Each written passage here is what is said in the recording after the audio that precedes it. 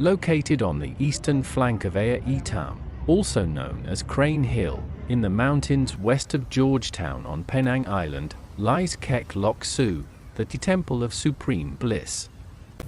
Aya Itam, which in Malay means black water, is referred to as Crane Hill due to its resemblance to a flying crane.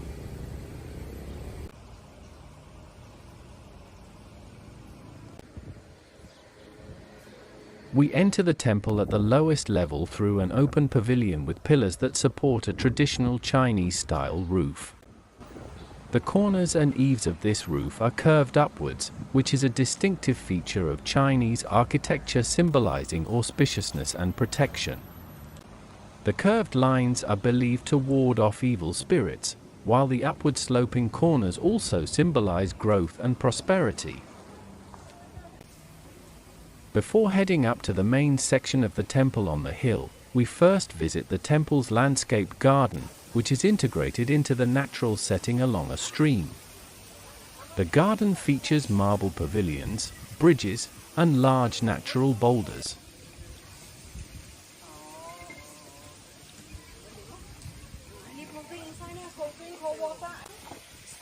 The main attraction here is a large pond set in a landscape natural environment, complete with a charming mini cascading waterfall. This pond is home to over 500 turtles.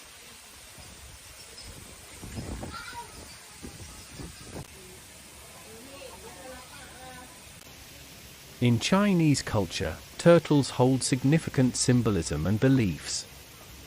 They are symbols of longevity and endurance, believed to live long lives, and associated with wishes for a prosperous life. Turtles are considered wise creatures, embodying qualities of wisdom and patience. Their hard shells symbolize protection from harm and negative energies, offering stability and security. In feng shui, turtles attract positive energy called qi and promote harmony and balance in environments. In ancient Chinese mythology, turtles were sometimes seen as mythical creatures with supernatural powers, connecting the heavens and the earth. Associated with the north and the element of water in Chinese cosmology, turtles symbolize support, stability, and grounding. These beliefs make turtles auspicious and revered in Chinese culture. Therefore, it is not surprising that this section of the temple attracts the highest number of daily visitors.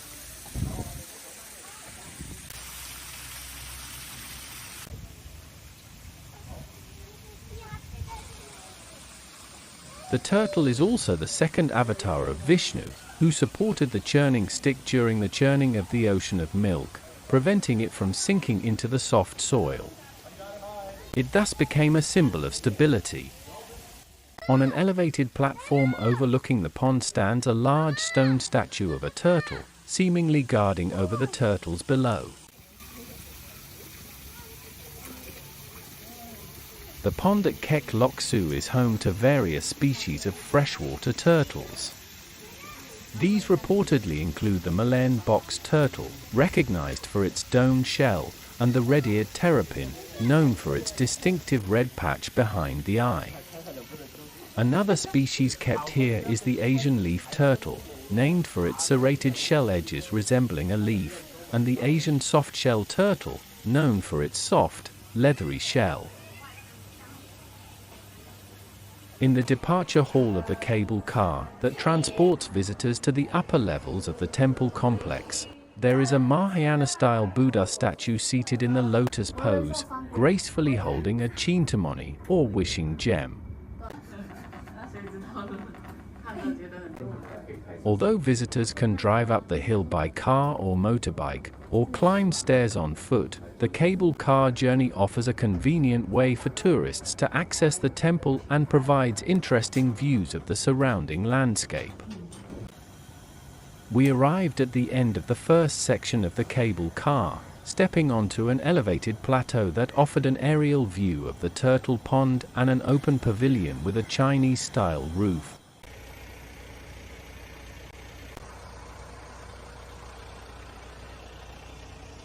From the parking area at this level, We could also see the 7-story pagoda, known in Hokkien as Ban Hot Tha, which translates to the pagoda of 10,000 Buddhas.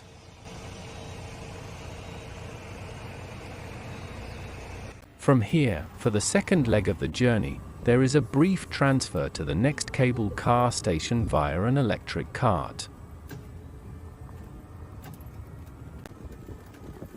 As we ascend, the skyline of Georgetown unfolds in the distance, revealing a vibrant tapestry of historic and modern architecture.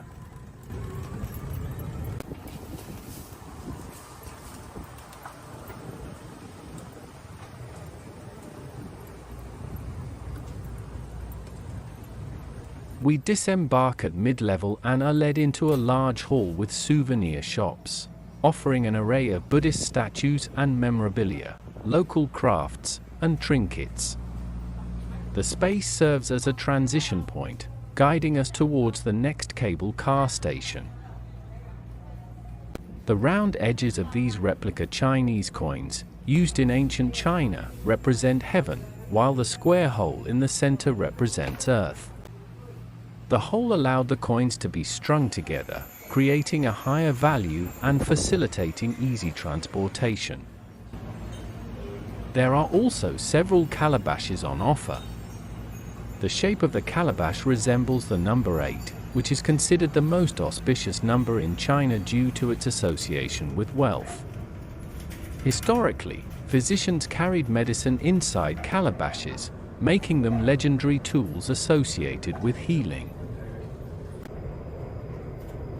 The second leg by cable car takes us to the summit.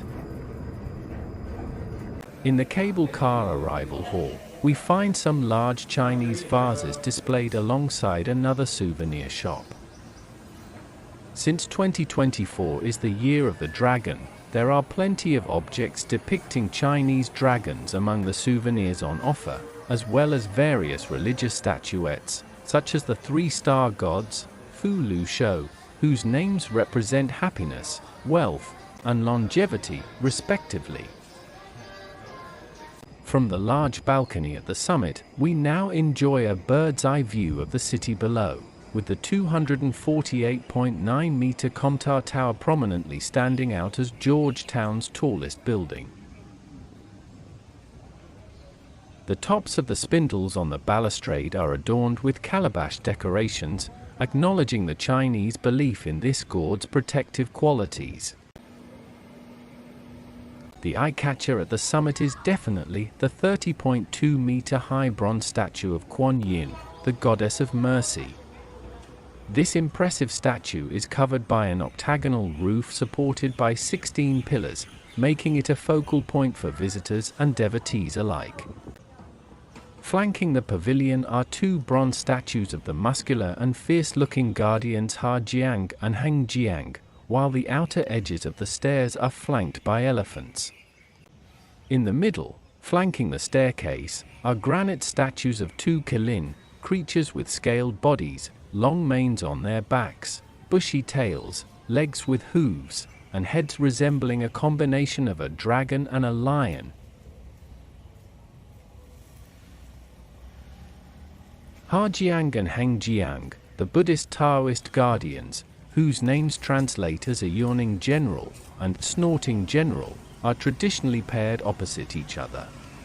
A dome-shaped canopy features an altar with 12 statuettes of Guan Yin, each seated upon a distinct animal from the Chinese zodiac.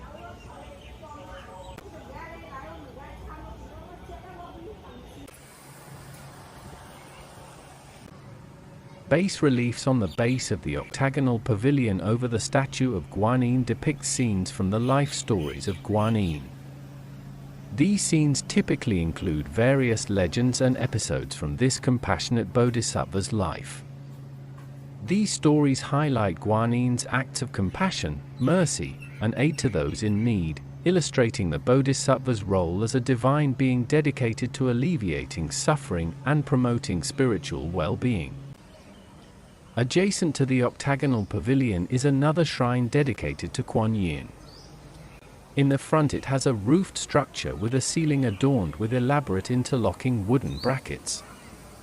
These brackets, called dugong, serve both a structural and ornamental purpose, forming a network that intricately joins the pillars, columns, and the frame of the roof.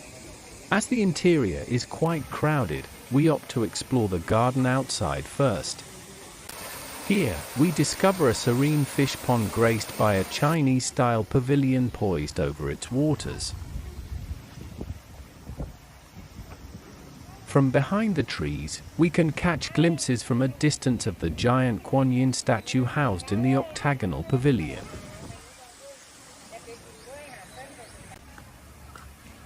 Along the perimeter, large granite statues of the 12 animals of the Chinese zodiac encircle the area.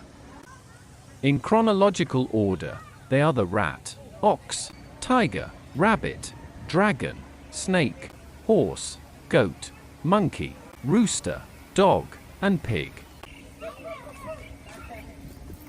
As we return to the shrine via the front path, we pass by some visitors speaking Thai.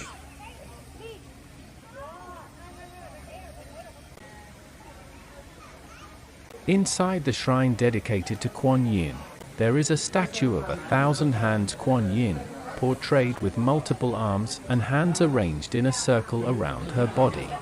In front stands an incense burner, a large brass vessel filled with sand and a bed of ashes where joss sticks are lit. As the female form of Avalokitesvara, Guan Yin likewise wears the portrait of Amitabha, one of the 5 transcendental Buddhas of Mahayana Buddhism who reigns over Western paradise and is the personification of eternal light, in her headdress. The loud wailing call of the Asian coal, a moderately large bird commonly found and scientifically known as Eudynamys scolopaceus, resonates from the surrounding woods. Instead of taking the cable car down, we choose to walk back from here.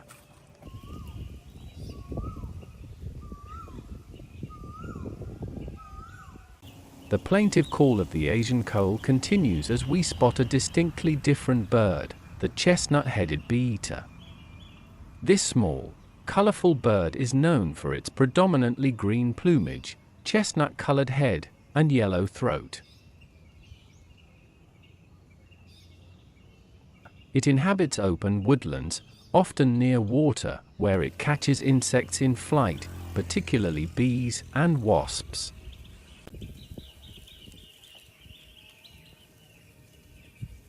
They nest in burrows dug into steep banks or cliffs, or in the holes of structures like this erosion protection wall. This one is accompanied by a white-vented myna, a mainly black bird with a prominent crest, and white underwings and undertail coverts, which become visible as it flies off.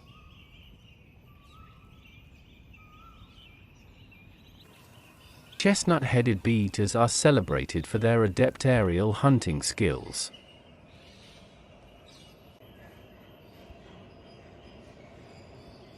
Unlike some other bee-eater species such as the little green bee-eater and the blue-tailed bee-eater, the chestnut-headed bee-eater does not possess elongated central tail feathers. This striking bird, with the binomial name Merops lescanalti, is found across South and Southeast Asia.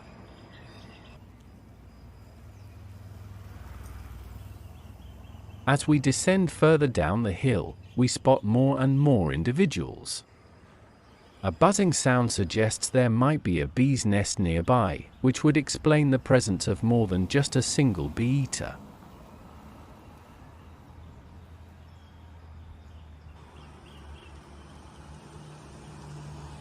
We arrive back at the first level and recognize the pagoda we saw on our way up.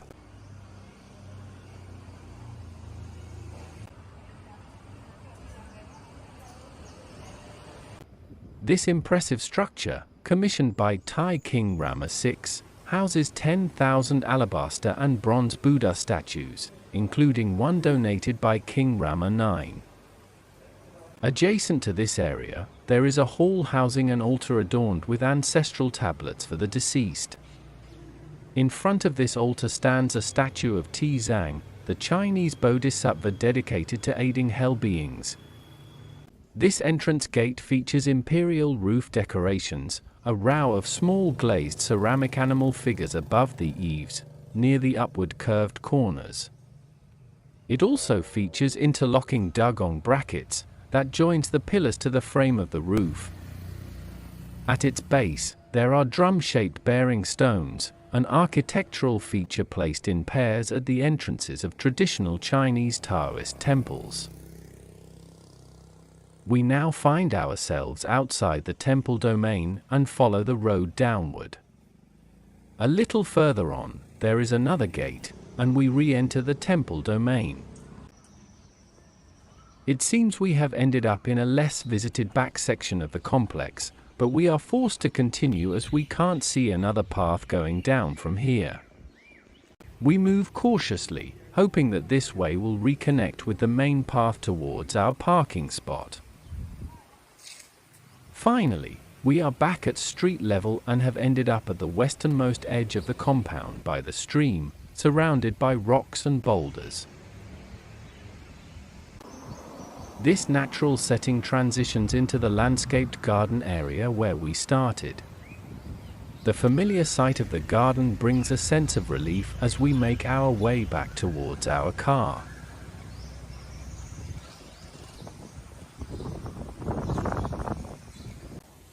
Along the way, we capture a couple of pictures and shoot videos of the temple complex from this new angle. Here, a Buddha statue is seated in the full lotus position and performing a Vitakka mudra, where the Buddha holds one hand in front of his chest, forming a circle with his thumb and index finger. This mudra signifies explanation and represents education. On the Buddha's chest is a hooked cross, known as a swastika, a Sanskrit word meaning well-being, and symbolizing a wish for the well-being of all living creatures.